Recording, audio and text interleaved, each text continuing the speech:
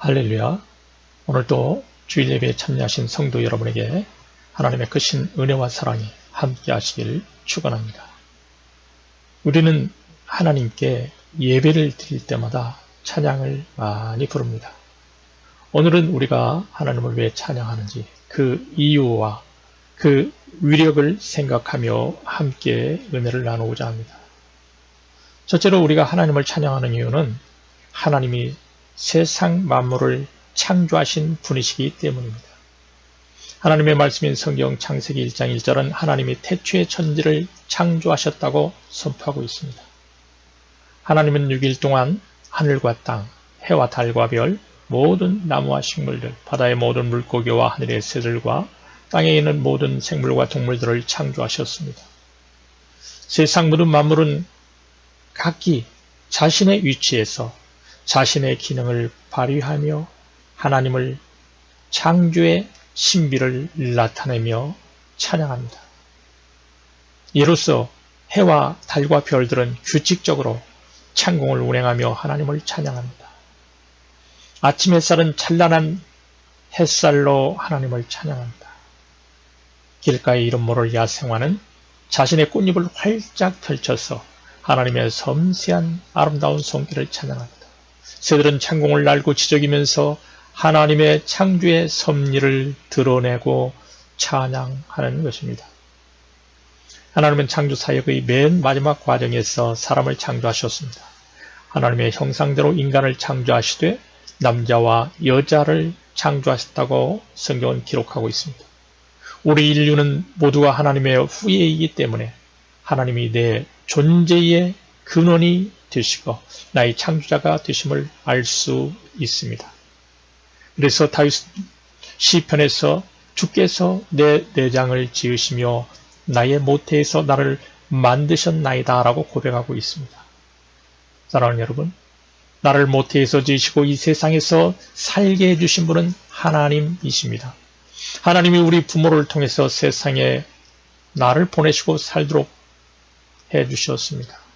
우리에게 생명을 허락하시고 감정과 감각을 느끼며 살 수 있게 해주신 것보다 더 큰 감사와 찬양의 이유가 또 있을까요? 그래서 우리는 우리가 살 동안 말과 행동으로 찬양으로 하나님의 은혜를 선포해야 합니다. 우리 삶의 모든 영역에서 하나님이 창조주 되심을 고백하며 하나님을 찬양하는 복된 삶을 사는 저와 여러분이 되시기를 바랍니다. 두 번째로 우리가 하나님을 찬양하는 이유는 하나님이 우리를 구원해 주셨기 때문에 찬양합니다. 역대상 16장 7절 이하에 보면 다윗은 사람을 세워서 자신의 민족 이스라엘을 구원해 주신 하나님을 기억하며 찬양하게 했습니다. 특별히 아삽과 그의 형제를 세워서 구원해 하나님께 감사하고 찬양하게 했습니다. 하나님이 이스라엘에게 행하신 일을 만민에게 알리며 찬양하게 했습니다.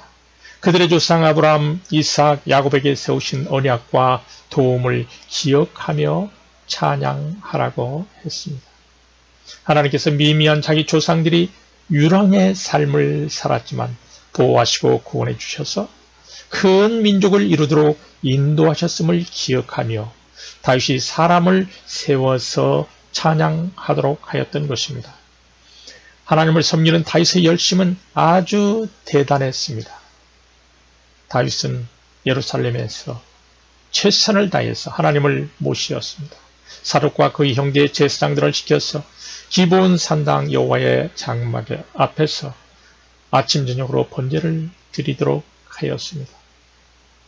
해만과 여두둔으로 하여금 나팔과 재금과 찬양을 위한 다른 악기들을 연주하게 했습니다.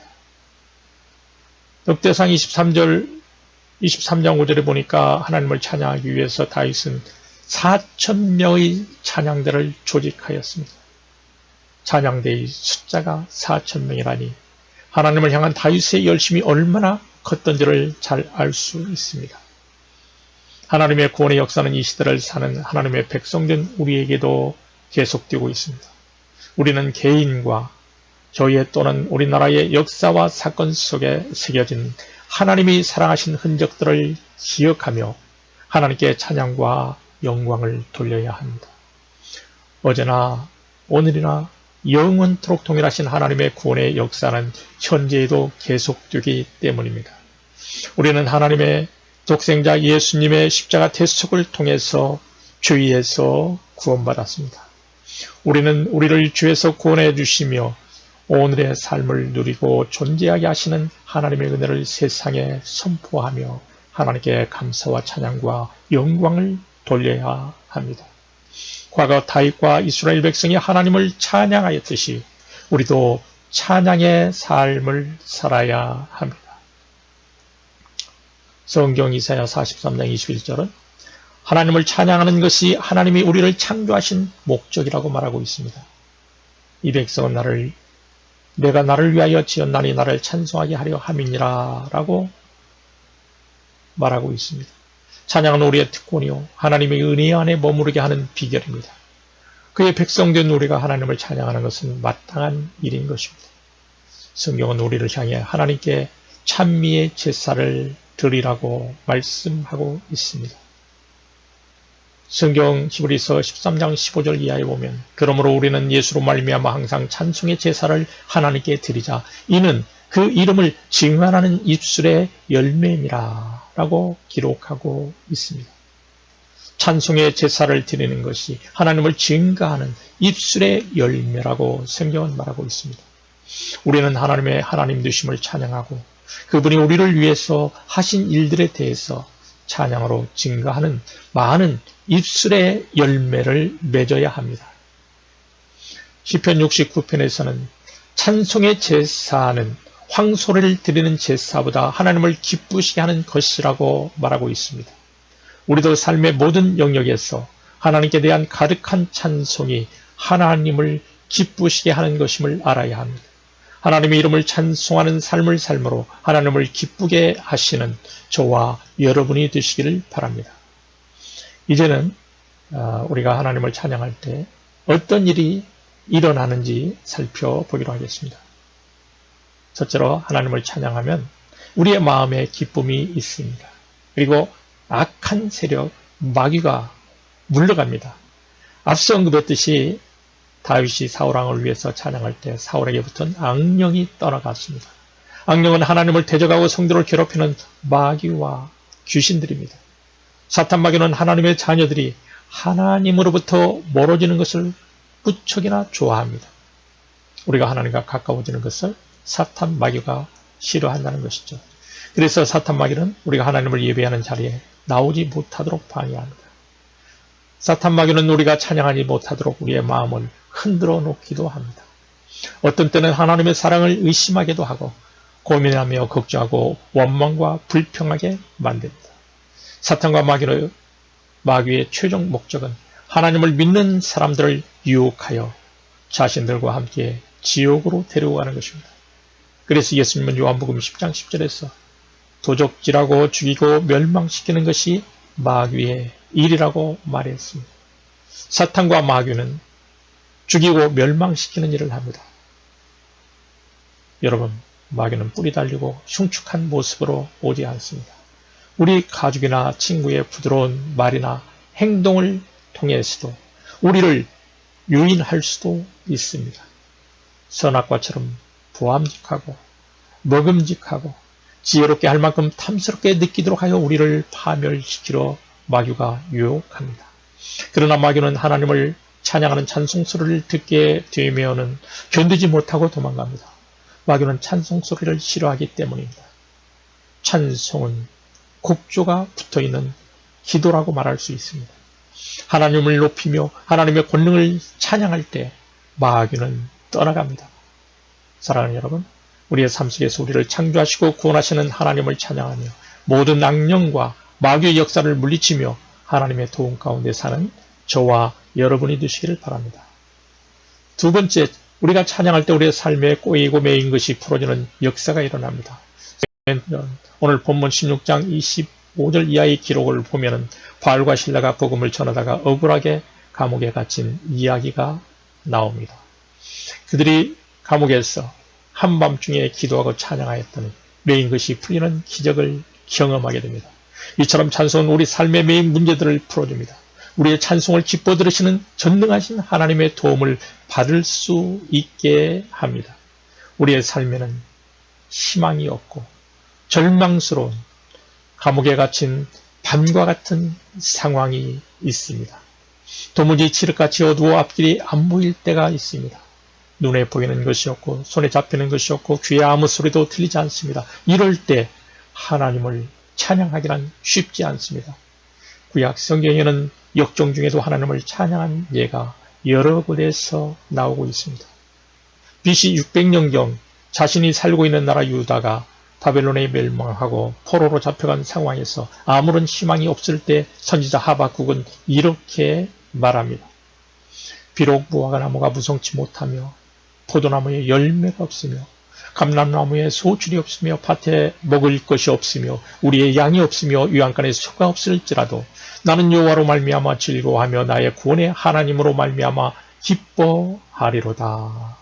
이렇게 하박국은 고백합니다. 하박국은 역정 중에도 하나님을 찬양하였습니다. 역정 중에 일이 잘 풀리지 않을 때 구원하실 주 하나님을 바라보며 찬양하는 것은 믿음이 없이는 불가능한 일입니다. 하나님은 고난의 밤에 역경 가운데서 부르는 찬양에도 들으시고 응답해 주시는 우리의 하늘 아버지가 되십니다. 구약시대 유다의 여호사밧 왕 때의 일이었습니다. 유다 왕 여호사밧은 주위에 있는 나라들 모압과 암몬의 공격을 받고 싸울 힘이 없어서 고민하고 있었습니다. 꼼짝없이 그 연합으로 공격하는 그 세력들에 당할 수밖에 없는 열세의 상황에서 그는 하나님께 기도하며 한 가지 방법을 찾아냈습니다. 그것은 하나님을 찬양하는 찬양대를 조직하여 전쟁터의 선두에 세웠고 하나님을 찬양하게 한 것입니다. 노래와 찬송이 시작될 때 여호와 하나님께서 복병을 보내주셔서 유다를 치러 온 암몬 자손과 모압과 세일산 주민들을 치게 하셔서 여호사밧 왕은 크게 그 전쟁에서 승리할 수 있었습니다. 창과 칼과 화살로 이긴 것이 아니라 찬양 부대를 앞세워 찬양케 함으로 하나님의 도움으로 승리의 기적을 맛보았던 것입니다. 과거 미국에서 있었던 일입니다. 생키는 유명한 부흥지표의 목사인 무디의 찬양 인도자였습니다. 한 번은 여객선을 타고 여행하는데 그를 알아본 한 손님이 생키가 만든 선한 목자 되신 우리 주라는 찬양을 불러달라고 졸랐습니다. 생키는 그의 요청을 거절하지 못하고 불러줬습니다. 찬양을 들었던 손님이 질문합니다. 생키 선생님, 당신은 남북전쟁 시에 국군으로 참여한 적이 있죠? 네, 있습니다. 저는 난군으로 그 당시 참전하여 당신을 본 적이 있습니다. 라고 손님이 말을 이어갑니다. 손님은 이렇게 말합니다. 그때는 밝은 보름달이 떠있는 밤이었습니다. 생키 당신은 북군에 소속되어 파란 제복을 입고 있었고 제 총의 사정거리 안에 있었죠. 제가 당신을 향해 방아쇠를 당기려 하는데 당신이 오늘 밤에 부른 찬양을 부르기 시작했죠. 공교롭게도 그 찬양은 저의 어머님이 늘 부르시던 찬양이었죠. 당신이 예수 믿는 사람이라는 사실을 알았기 때문에 나는 당신을 더 이상 쏠 수가 없었습니다. 그 말을 듣고 생키는 그 손님을 꼭 껴안은 채 하나님을 찬양했습니다. 하나님을 찬양하는 그 찬양 때문에 전쟁 중에 생키는 자신의 생명을 보존할 수 있었던 것입니다. 여러분, 찬양은 큰 힘이 있습니다.